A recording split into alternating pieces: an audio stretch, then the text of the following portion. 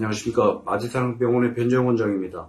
오늘은 최근 보건복지부에서 무릎의 관절염의 치료제로 인정 고시가 나온 골수율의 주기세포 치료법에 대해서 오늘 간단하게 소개를 해드리려고 합니다. 원장님, 골수줄기세포 주사란 무엇인가요?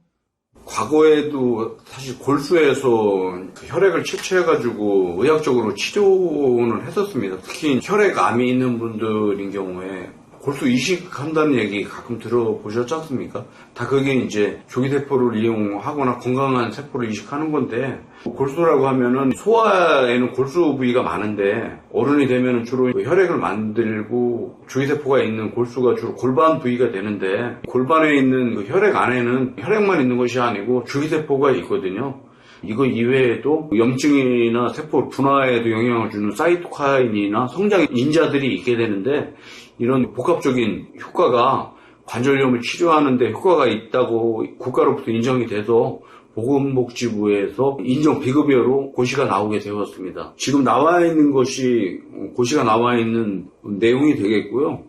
주로 무릎 관절염에 대해서 골수 흡입 농축물을 원심 분리를 해서 농축을 시킨 다음에 관절 내에 주사라는 그런 치료가 되겠습니다. 골수줄기세포 주사의 대상자는 어떻게 되나요? 우리가 무릎의 관절염을 단계별로 나누게 되면 초기가 있고 중기가 있고 진행형이 있고 이제 아주 심한 말기가 될 텐데요. 사실 초기의 관절염한테는 해당이 안 되고 중기 이상 정도가 돼야 되는데, 막연하게 중기라고 하면 이해가 안 가실 수가 있는데, 의학적으로 저희가 엑스레이를 가지고 캘그린 로렌스 그레이드를 따지게 되면은 2단계에서 3단계 정도가 해당이 되겠고요.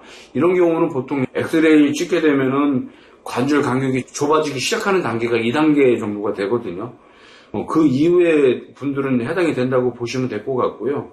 그 다음에 ICRS 그레이드라고 또 따로 있는데, 이것은 뭐냐면 직접 관절 연골의 상태를 보는 단계에 있는데, 관절의 연골이 손상이 되고 뼈가 노출이 되는 단계가 보통 3단계, 4단계 정도가 되는데, 그러니까 엑스레이 상의 관절 간격이 좁아지거나 관절경 소견상 그 연골 손상이 된 게 확인이 되는 분들한테는 치료 대상이 된다고 이해하면 될 것 같습니다.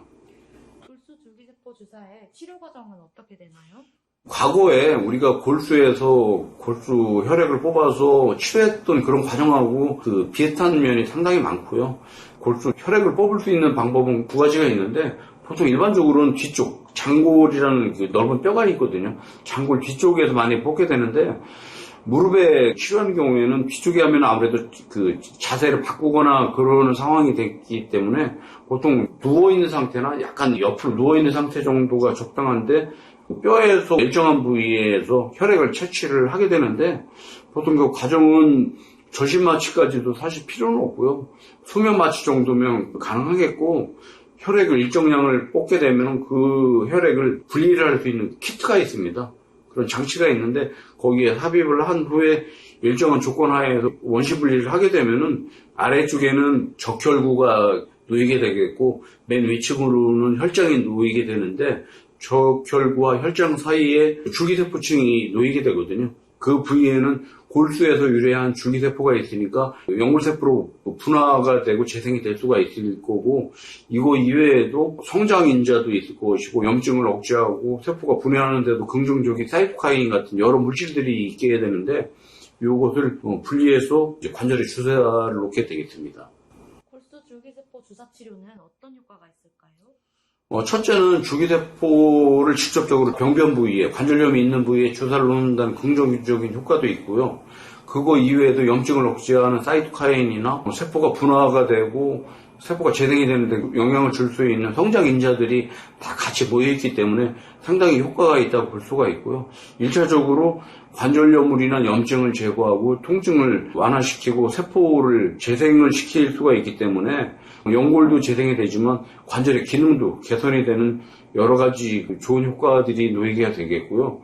과거에 시행을 했던 연골 재생 치료 수술법들이 있거든요. 그런 것들보다는 통증도 없고 시술도 간단하고 회복이 빠른 그런 장점이 있고요. 또한 과거에 나와 있던 제대혈 유래 줄기세포보다는 비용적인 면도 상당히 싸거든요.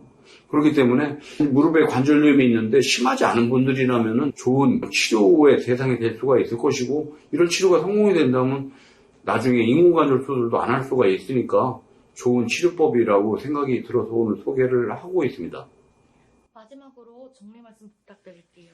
사실 과거에 무릎에 관절염이라고 하면은 마땅한 치료 방법이 사실 없었지 않습니까? 10년 전부터 제대혈 줄기세포가 관절염에 대한 치료법으로 사용이 되고 있었고, 저희 병원도 이미 10여 년 전부터 치료를 해서 상당히 좋은 결과를 얻고 있었는데, 다만 그 치료법들이 수술을 해야 되고 치료 기간이 길고 비용이 비싸다는 단점이 있었다면은, 골수의 줄기세포의 농축액 같은 경우에는 전시 마취를 하지 않고 소면 마취로도 가능하고 시술도 간단하고 비용도 그렇게 비싸지 않기 때문에 관절염이 있는 분들이라면은 적극적으로 권해드리고 싶어서 오늘 영상을 만들게 됐습니다. 감사합니다.